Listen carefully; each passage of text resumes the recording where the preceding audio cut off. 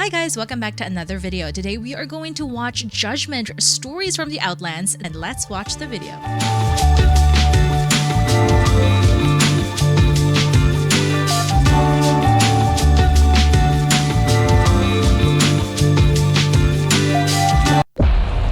Haven't done one of these since the IMC ran things. Oh, okay. So they're soldiers. Hold up, bro. Name's Maggie. What's yours? What a badass. Could you hurry up and kill me before I die of old age? He's such a badass. Morning, fellas. Don't be nervous. It won't help. Isn't that Octane's father? I saw that in one of the trailers, and he looks like the same person that I saw was blowing up that part in Olympus that flew. I think that's Octane's father, right? And I don't know why Maggie's here, so let's find out. Margaret Cohere. It's Mad Maggie. You put that on my grave. You're charged with 27 counts of sedition, including 18 counts of inciting riots against the Syndicate Alliance of Free Yeah. So you think Salvo would riot if they were free? Worlds. 9 counts of raiding Syndicate transport ships. Ships that were transporting Salvonian supplies away from Salvonian mouths. And of course, masterminding the cold-blooded attack on the Salvo Syndicate merger ceremony. What's your deal? Okay, so I'm hearing a lot of this word syndicate. I just want to kind of touch on that topic because I have read some comics that the syndicate is its own thing. I'm not quite sure because I think the syndicate and the IMC are of the same group. Please correct me if I'm wrong. Deluded self-justification for all that bloodshed, Cohere. Freedom. There's always a price. I know that. This is one of the screens. This is one of like those loading screens. This part right here, last season, this was one of the screens, right? There's always a price. Devastating, cowardly, and pointless. The treaty's signed. Salvo is a syndicate world now.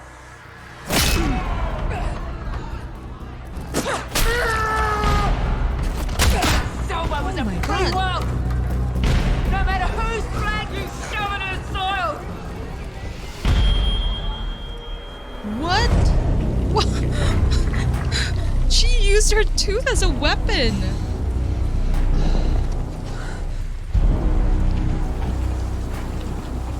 Which one of you gets to be the hero who killed Mad Maggie, eh? You. Get back.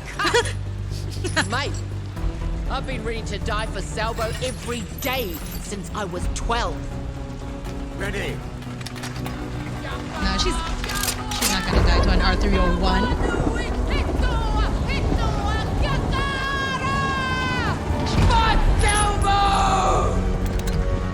Someone's gonna say stop.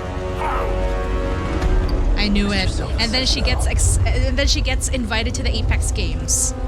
I may be your judge. I know. I think I'm just predicting it. Friends will be your executioners. You're heading to the Apex Games. I knew The it. Outlands will watch you burn for your crimes.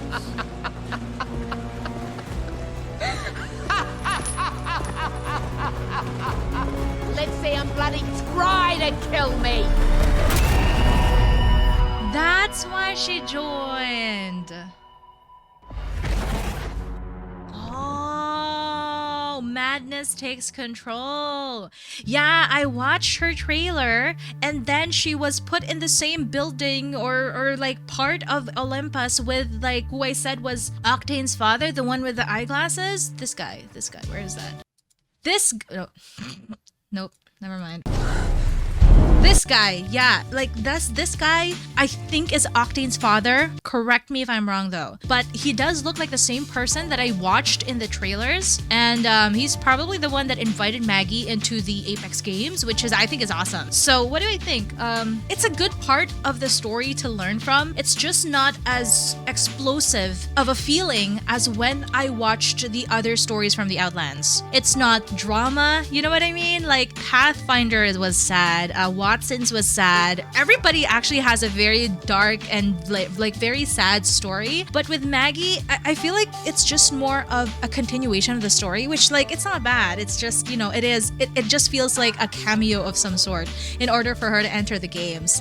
It's just not as feel worthy. Like, remember when we were watching Bloodhound's story? It was like so epic. It was so epic from the beginning. Everything that led to the moment that he joined the Apex games, it was absolutely perfect. Even Sears one, which was so poetic in my opinion. I loved that. Now Mad Maggie's, what I liked about Mad Maggie's story is that she was always there from the beginning, since like she was introduced together with Fuse as well. And to see her evolve into joining the Apex games, that pretty much sums it up. Except it would have been better if they showed the moments that Mad Maggie was actually fighting for Salvo. You know what I mean? The judge was talking to her in the trial earlier on, something about how she was like massacring people who were stealing food from the Salvo food supply or something, how she was a rebel in her own right. She was an activist of Salvo. If you think about it, she really is just one of the activists of Salvo. Now, if they just showed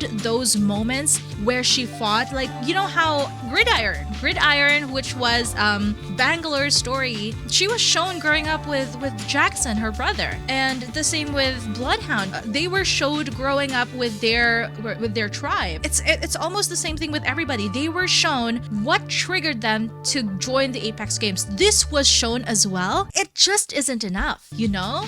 There could have been more. This is Mad Maggie we're talking about. Her story runs very, very deep, almost as deep as Bloodhound's, or almost as deep as Sears' story. But they didn't show that. We just see someone who's always mad, always angry, but it doesn't give more feeling as to why we should be angry with her. You know what I mean? I feel for Fuse when he was invited into the Apex games. But with Mad Maggie, it just isn't enough. And is that the spelling of judgment? Is that how you spell judgment? Do I not know? Oh, it is. Oh my god. I thought the spelling of judgment was with an E. Okay, never mind. English.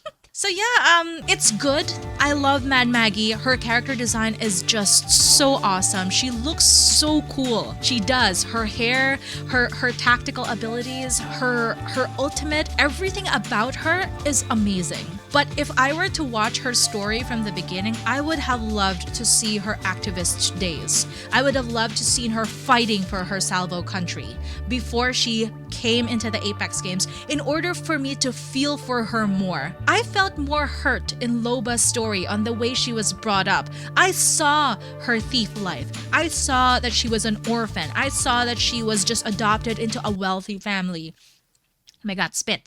I saw that she was just adopted into a wealthy family. And it gave me more feeling as to how much anger, as to how much revenge she held in her heart when she joined the Apex games. This one with Maggie, it just doesn't give me the same feeling, which could have been, like, her story herself has so much character in it, it could have been more. But you know what? It's alright. It's still good. The animation is good. The voice acting is always superb. Jesus. It's always good. It's always good. The colors that they used, the music transitions perfectly into the Apex Legends theme song. Everything was perfect, except, you know, it just could have been more with the story for Mad Maggie.